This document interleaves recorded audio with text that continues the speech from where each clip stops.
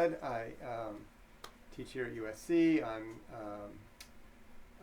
teach in the classical guitar department and also in the theory analysis and composition areas. Teach lots of classes, probably teach more classes over the years than anybody else at the school, I would say, honestly. Used to run the undergraduate theory program and ear training, and then the graduate theory program, and chaired guitar and so on. So I've done a lot of things here. Also academic affairs dean at the Thornton School. And I professionally am a guitarist, plays particularly in chamber music and new music. I play with the LA Phil. I play with some of the local chamber music groups like Jacaranda and Camerata Pacifica and others. And I compose. I'm a composer, and I write usually for guitar with other instruments, although certainly written for other things as well. Yeah, so that's who I am. Awesome. So this is a video series or a series of interviews for people who are pretty much completely unfamiliar with classical guitar. And so I guess the first question is, to someone who knows nothing about classical guitar, how would you define it? Yeah, that's a really great question. It's actually harder than it should be. So classical guitar is guitar, and it's actually not called, even what we talk about as classical guitar is not called that all around the world. In England, for example, it's called Spanish guitar, and in some countries it's called vihuela, and other places it's called guitar or nylon string guitar. It's a version of acoustic guitar. But given all that, I would define the instrument both by what it is and also its repertoire. So classical guitar is different from steel string guitar, different from electric guitar, and so on in the physical instrument. It's an acoustic instrument, you don't plug it in, and it tends to have nylon or gut strings as opposed to steel strings. So that's actually the instrument itself. You can play anything on it. You can play rock music, you can play, jazz, you can play bluegrass, you can play, folk, you can play all manner of historical styles. The other thing about classical guitar is that it sort of relates to classical music, and so tends to be an instrument that you play whatever's considered sort of in the whole canon of classical music, which tends to mean a lot of historical music, old music, maybe 500 years old, and so on, all the way through, kind of modern music. So the classical guitar players tend to be the ones that play that instrument, and they play that repertoire, that particular repertoire. But the two intermix, and so you can play any kind of music on a classical guitar, and you can play classical music on any kind of guitar, which I tend to do quite a bit, actually. Awesome. So in that sense that there's lots of different kind of repertoire on guitar, and not all of it is considered classical music, would you still consider it classical guitar playing non-classical music, like Brazilian choro, or even like Led Zeppelin or something like the LAGQ does? Yeah. I mean, again, a lot of times, we just want to drop the category, and just think about it as guitar. I think you bring up a good example: Brazilian music, choro, and so on, and the whole kind of gamut of South American music, for example. A great deal of it is played on that instrument that we call the classical guitar. The nylon string, usually 6 strings, sometimes 7 or 8. But the music is popular music, right? And it's the music of let's say Brazil or Argentina or Venezuela or whatever. So that is not exactly classical guitar music, but you play it on the classical guitar. The other thing, I guess, about classical guitar is that it, by virtue of it being this instrument that is so related to all of these different styles, it tends to absorb these styles. So you tend to have classical guitarists playing, let's say, Brazilian music or Argentinian music or Venezuelan music or Spanish music or Portuguese music or Irish music or all around the world, West African music on that instrument, and and then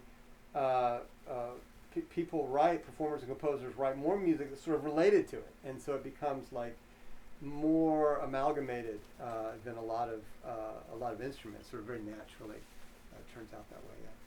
Right. And so, listening to, like, if you let's say you're walking down San Juan Pier, you see guitars, here's an electric guitar, or you just see a guitarist performing. How do you identify it as a classical guitarist? Is there a technical difference? Is it just the instrument? I mean, the music, of course, can kind of go all over the place. But Sure. Right. So, there is a body of technique. There's a kind of a style of playing classical guitar, and I guess another differentiator tends to be sort of how you use your hands, particularly your right hand. So, classical guitarists, as a basic sort of technical perspective, use their fingers as opposed to using a pick. And so, typically, an electric guitar player will use a pick, and you'll play chords, and you'll play lines and solos and so on, all with sort of flat picking. And classical guitarists will tend to do those same things, but do it with their fingers. So that's another differentiator that you will often find. So-called finger style is associated with classical guitar. Pick is associated with acoustic and other styles. So I guess that would be another differentiator. There are kind of even ways the instrument's held and so on, whether you have a strap or not and so on. I mean, if you're really trying to run an experiment, have flashcards and 100 people, how do they identify? You might want someone who's sort of, got the instrument up on their left leg and they're playing with their fingers, and it's clearly nylon strings, and you would call that a classical guitarist, probably. Yeah. So, as you mentioned, the guitar itself is different, and as you mentioned, you teach a lot of classes. One of them I've taken, the history of classical guitar. Could you talk a little bit about the history of how guitar came to be and kind of its origin story, so to speak? Oh yeah. So there have been plucked instruments, probably, from the beginning of time. That humans were putting together, creating instruments in any way, drums and primitive flutes and playing calls on conch shells and all kinds of things, and you stringed instruments that are plucked, the harp, the lyre, and so on. We see this in the iconography of the oldest cultures, in China and Africa and Europe and so on, and so in the African subcontinent, we tend to have lute-like instruments. The Arab world has the oud and related instruments, and a number of instruments in India and Persia and so on, which are related plucked instruments, which made their way at some point to the European continent. And they all have different shapes and so on, but more or less they're what we think of as guitar-like or lute-like instruments, and they're plucked either with a pick or with the right hand, just as I was describing, and they're kind of fretted, with the left hand. So that whole giant classification of instruments is thousands of years old. In Spain, there really coexisted two instruments in the Spanish peninsula, Iberian Peninsula, Portugal, and what we think of now as Portugal and Spain. And they had a lute-like instrument, which is sort of pear-shaped and has this kind of, a big back, and then the guitar shape, which has this sort of wasted look. And both of those kind of were coexisting, 500, 600, probably 1,000 years ago. And so the guitar is the instrument other than the lute. It's the one that has the sort of the shape that goes in and out. And their repertoires and the way that you tune the instrument, the way you played it, were often very interchangeable. But the guitar itself, what we know of as the guitar now, was the instrument that was smaller and strummed, and it was really used initially, the Renaissance guitar, as a accompanying chordal instrument, not unlike what we do today with folk music, playing chords and singing. And in Spain, let's say around 1500, you had that instrument. You also had the lute, as I described, and then you also had an instrument called the vihuela, which was shaped just like a guitar, but it was really used more in the courts, and it was more of a lute-related instrument that played music that was more related to other classical music of the time, vocal music like Josquin and Palestrina and all these famous vocal composers of the time. And so the vihuela had a repertoire, and this beautiful music and contrapuntal music was composed for it in the 1500s. At the same time that the lute was also going on, particularly in other parts of Europe, in Italy and so on.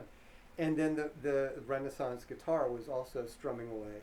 And all these things were coexisting. So that's really where we have the first written down music.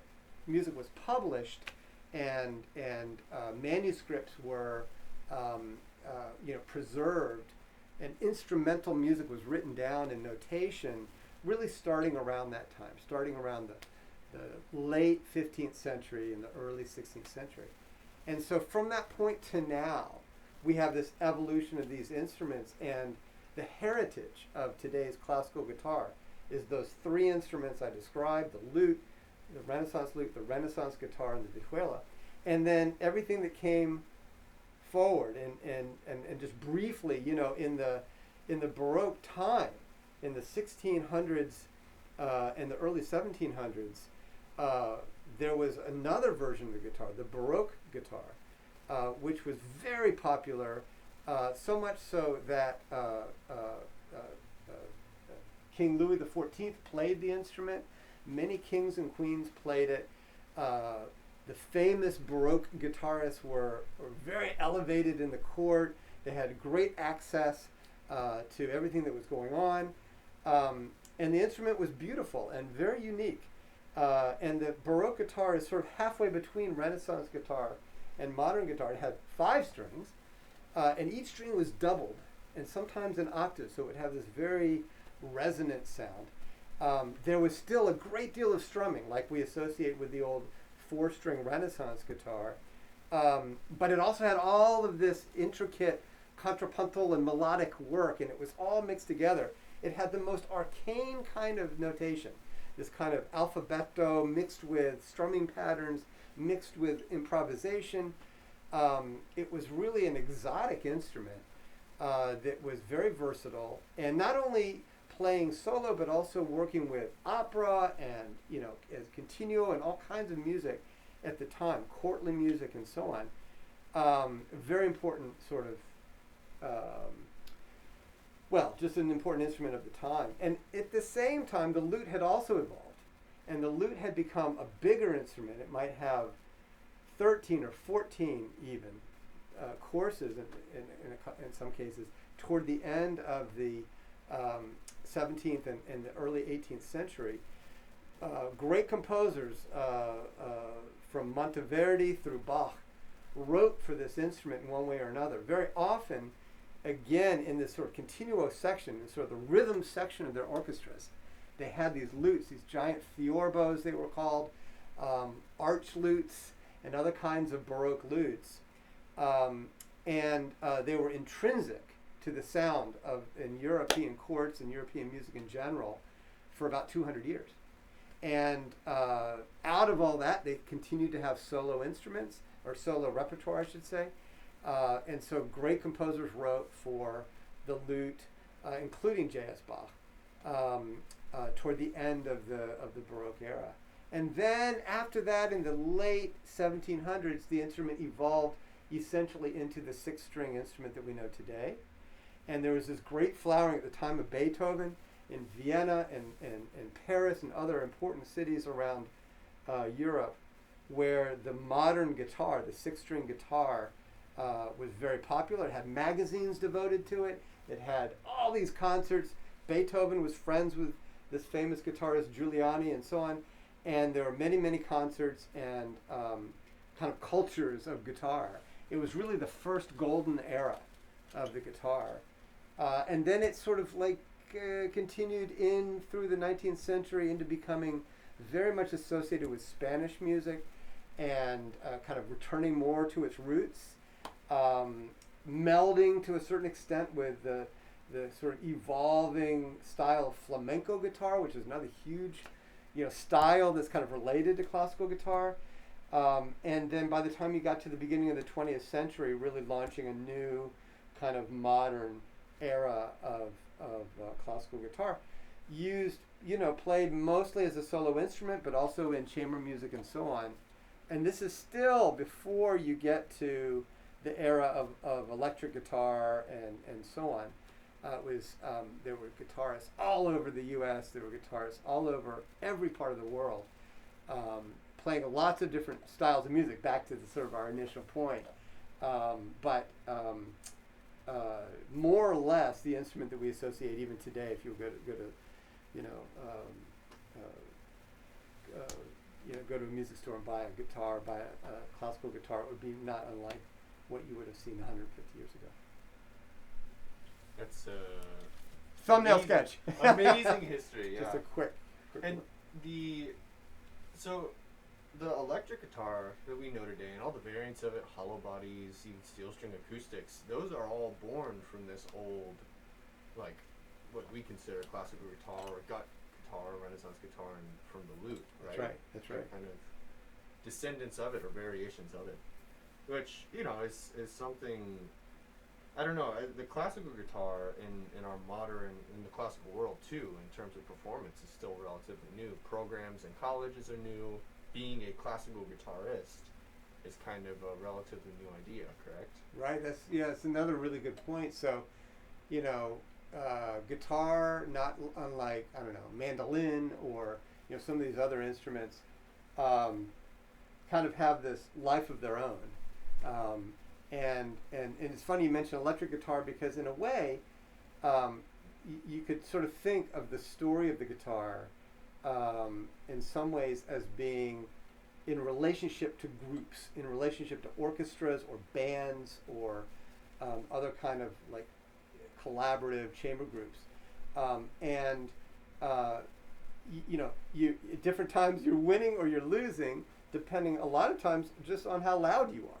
And the lute, the same thing. The lute really kind of fell away after the mid 18th century, very largely because it was sort of superseded by the keyboard. The keyboard was louder, it was more convenient, and had a bigger range. It was more versatile, and we saw fewer and fewer lutes. Less and less music written for it. Essentially, it sort of died away, and the keyboard became ascendant.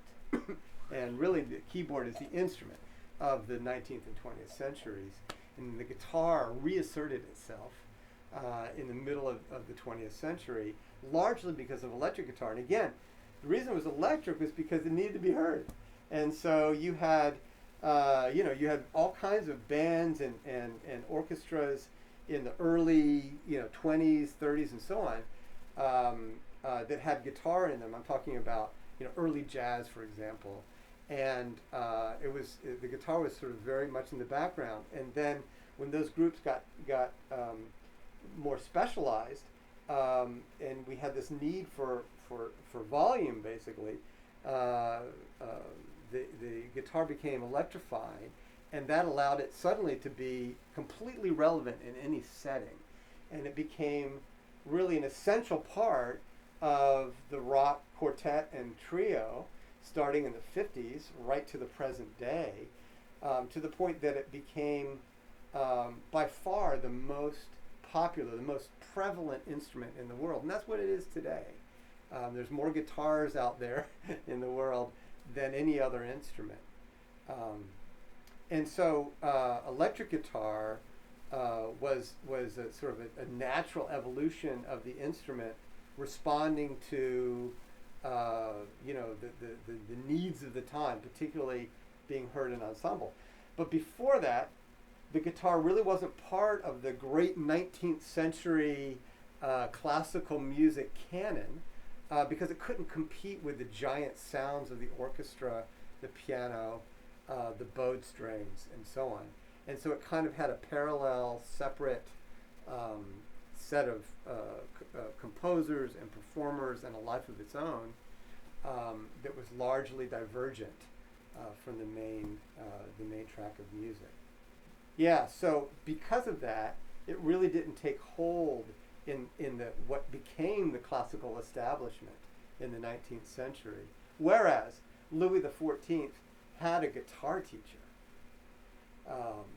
in the court, you know, back in the earlier Baroque. Then, while that was happening, later, it's certainly in the 19th century, the sort of most revered aristocratic people were playing piano, they were playing keyboards, they were playing other instruments.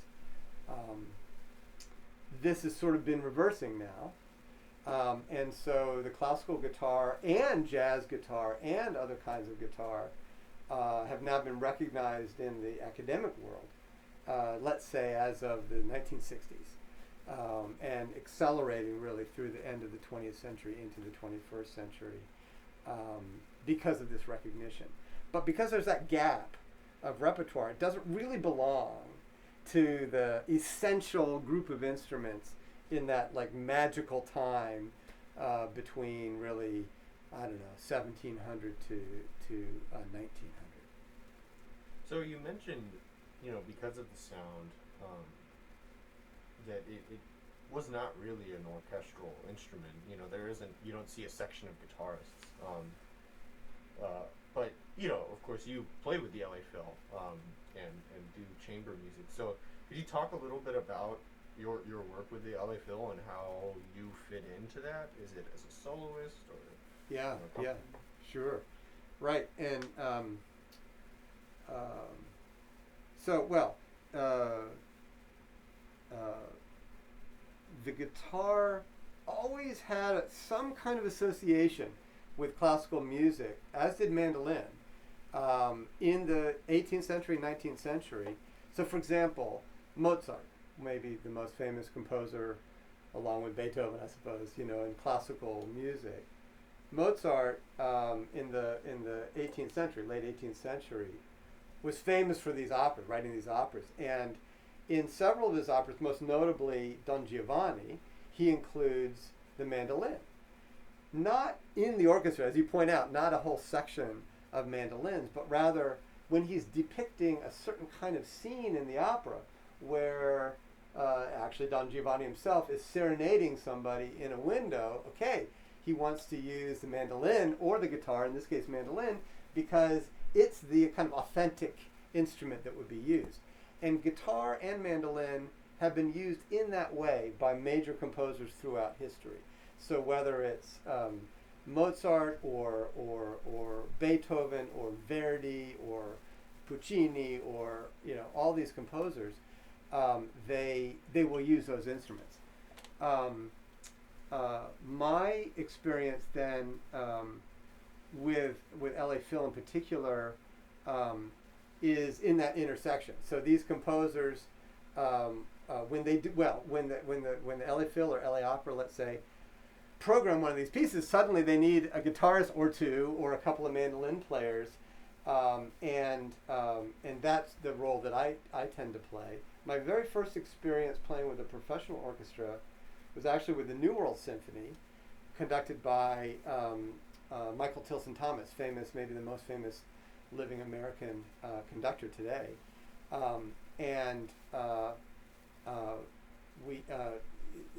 they needed, that orchestra, the New World Symphony, is in Florida, Miami, Florida, but they needed a guitarist to play the part in Mahler's Seventh Symphony. There's a guitar part and a mandolin part. So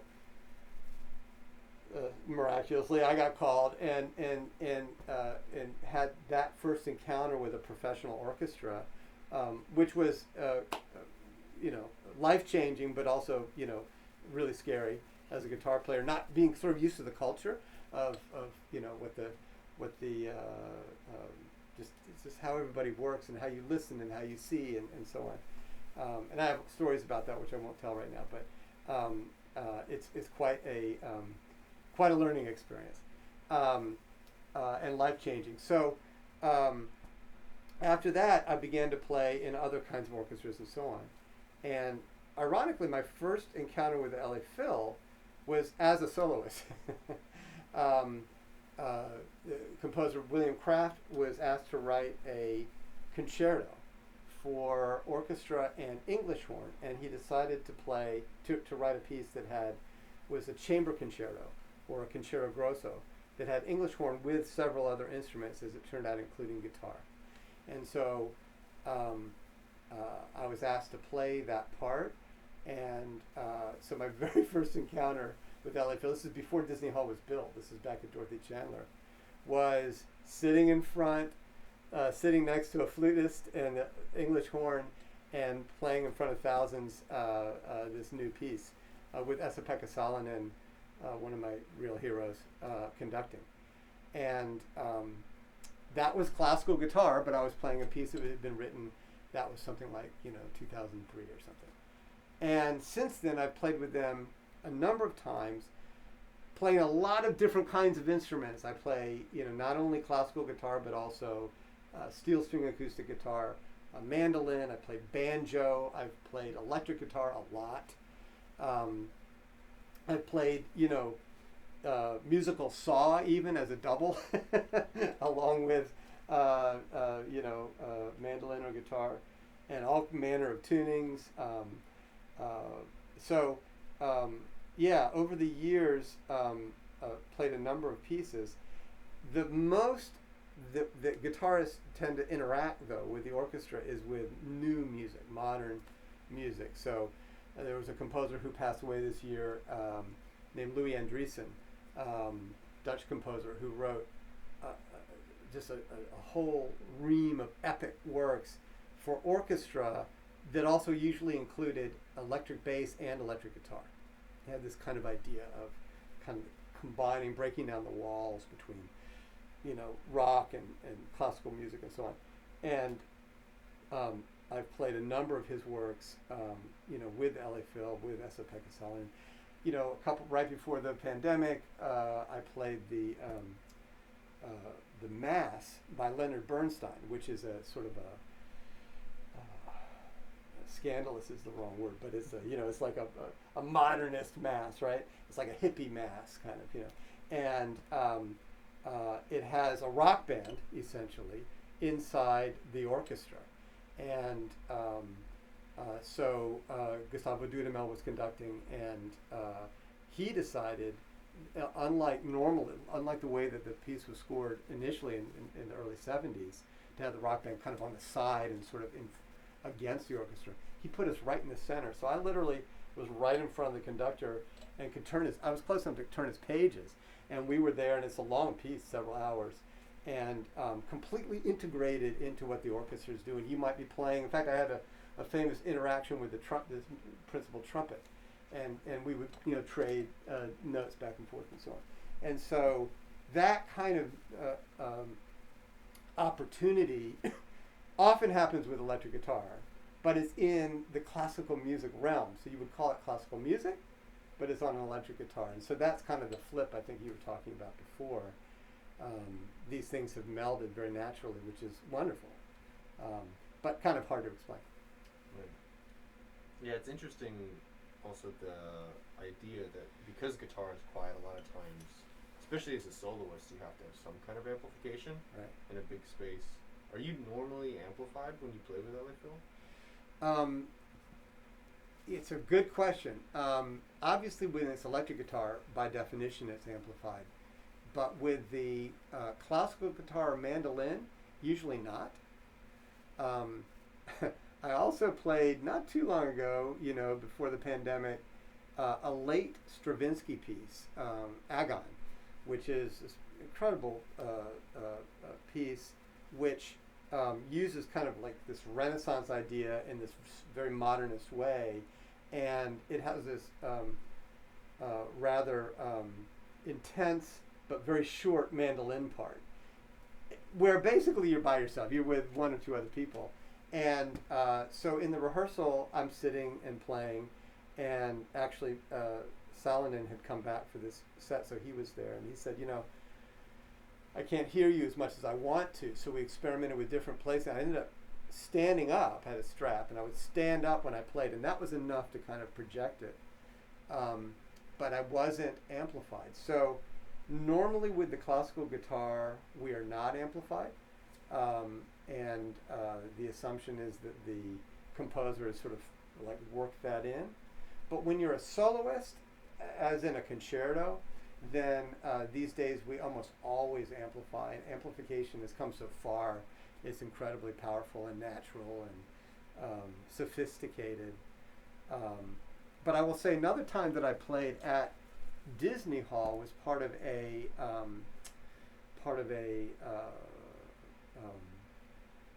festival about the guitar, but with the players of the LA Phil in a chamber music setting. And I played the Caso Nuevo Tedesco guitar quintet. It's quintet plus string quartet. And it's, 4 movement. It's kind of like a mini concerto sort of. And that was in that same hall, right? But there's only 4 other players.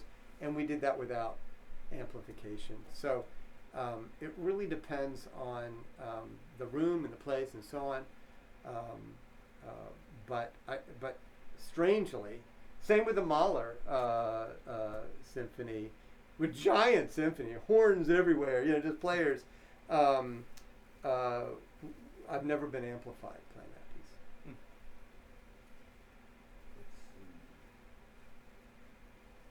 So, technically, and just about classical guitar playing, kind of as a practice, what are kind of its unique aspects, selling points, or challenges? You mean in relation to other kinds of guitar, or just in general? Yeah, I mean, such as right hand, like finger picking versus using a pick. Sure. I will say, by the way, that I use a pick quite a bit with those pieces in the LA Phil. Certainly the electric guitar stuff. Not always, but, it just depends. But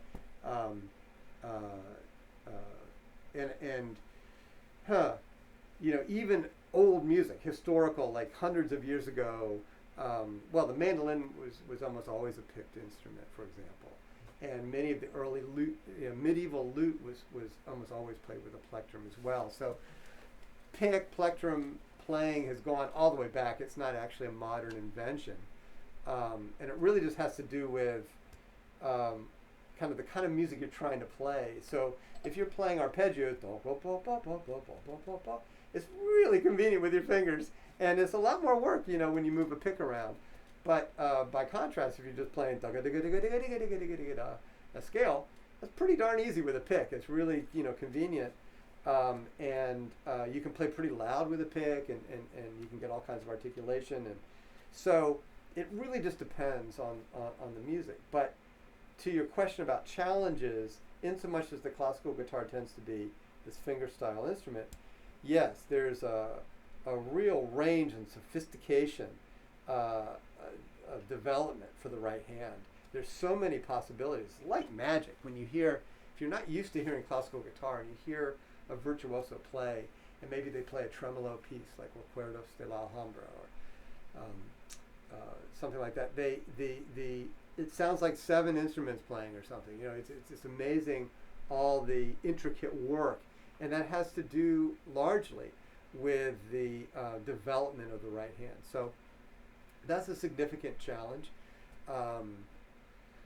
The left hand as well is generally asked to play all over the fingerboard, to do also fairly acrobatic things, to imitate other instruments, or to imitate the idea that you have 2 or 3 instruments happening at the same time. So it's a lot to sort of sort out. I think those are, I suppose, unique challenges.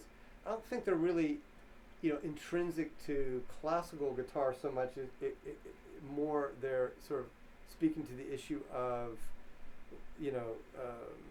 how virtuosic, you're trying to be. And so with classical guitar, the virtuosity tends to reside in the right hand. That's true.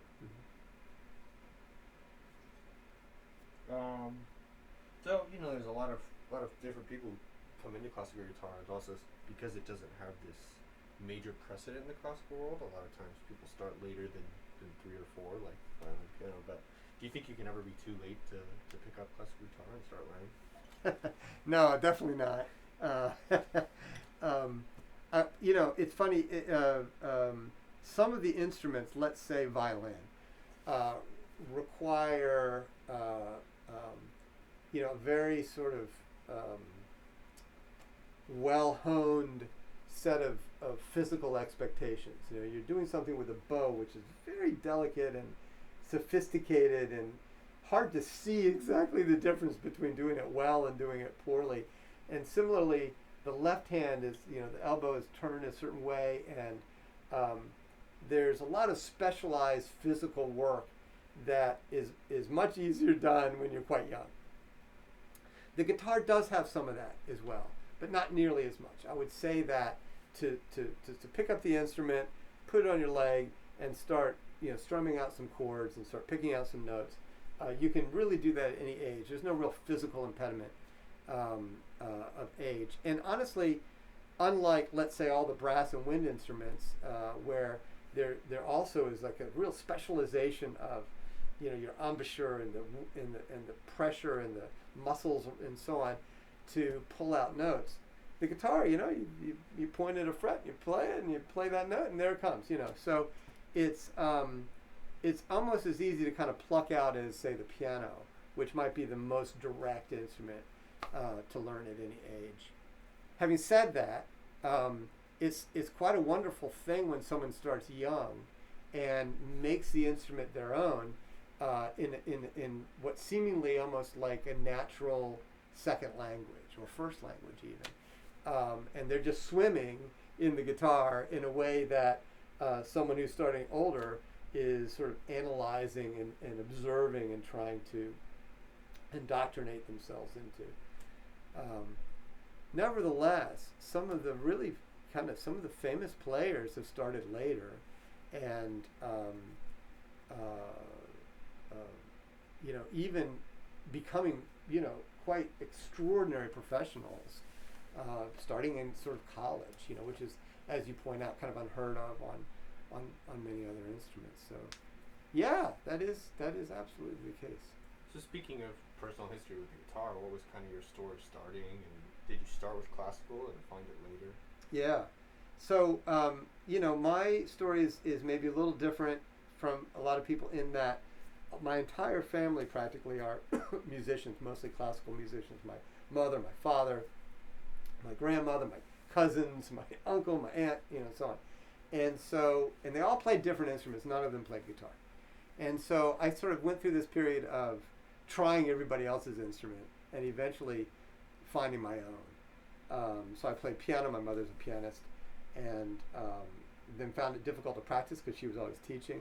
And tried the trumpet, which is my father's instrument, and then found that he makes it seem so easy, and it is not that easy.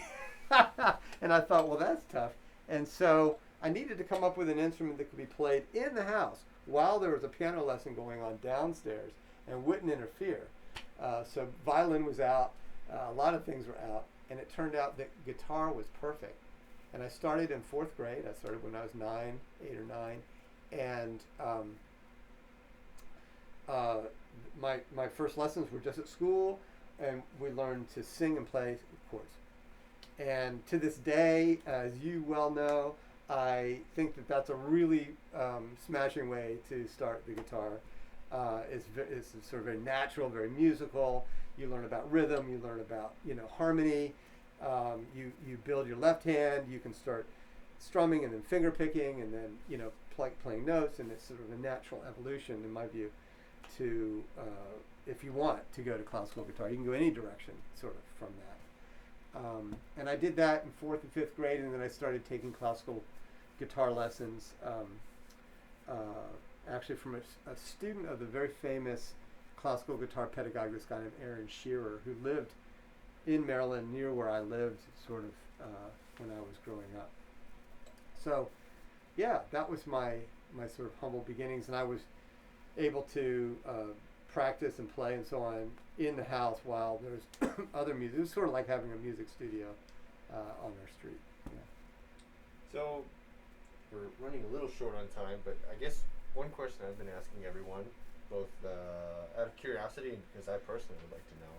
You have been, playing guitar for your almost entire life, and made an awesome career out of it. Teach many different things and have lots of performance opportunities. For someone who wants to study classical guitar in college, or like me is studying classical guitar, Yeah. what do you do with that degree? How can you make a life as a classical guitarist? Yeah, such an important question. I mean, you could ask the question, how do you make a life as a musician at all, right?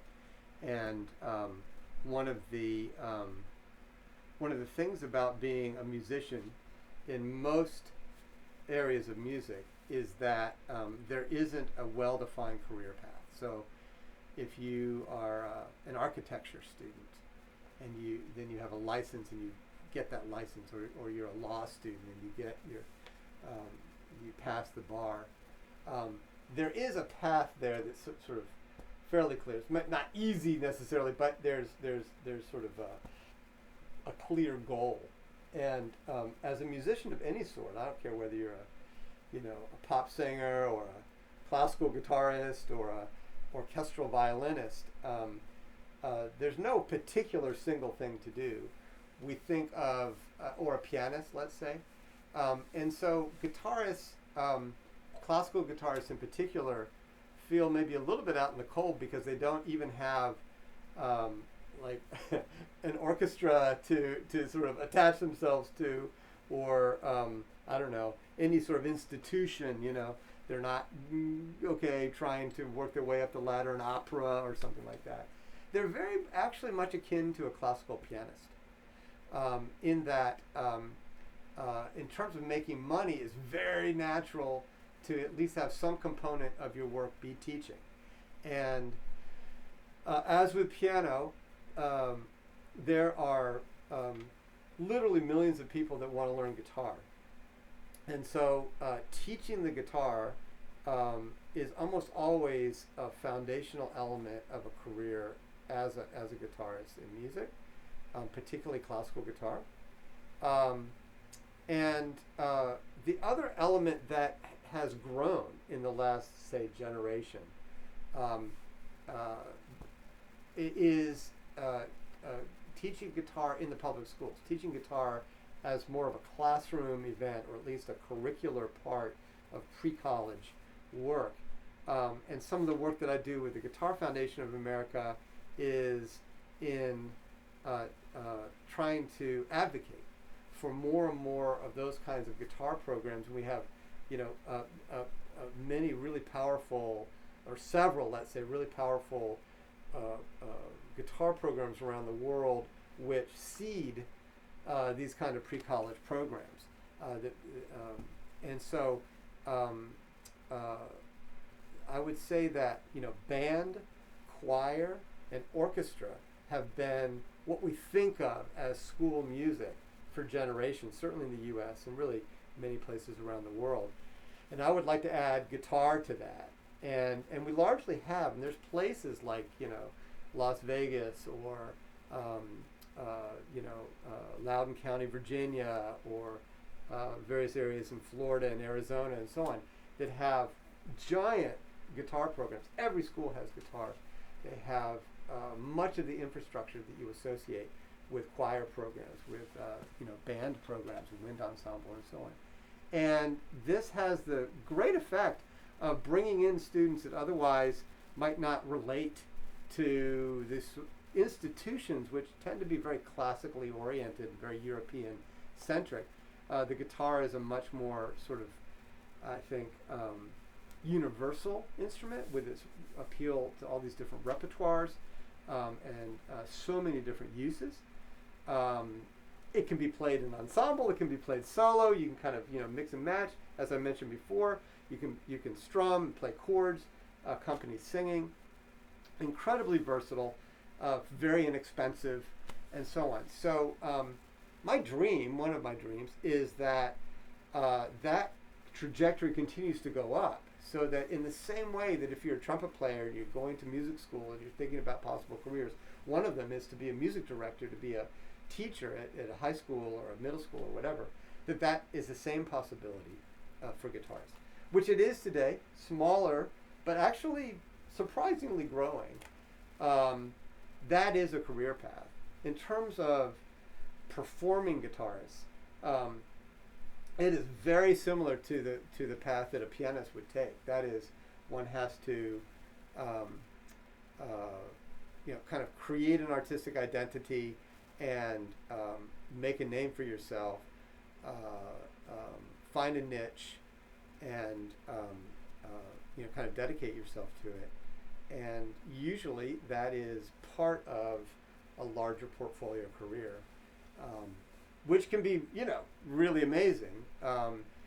Guitarists also do these other things like composing or arranging or, doing recordings or, so you'll also find guitarists, sort of insinuated into all aspects of the music industry, in addition to the teaching and performing that they do.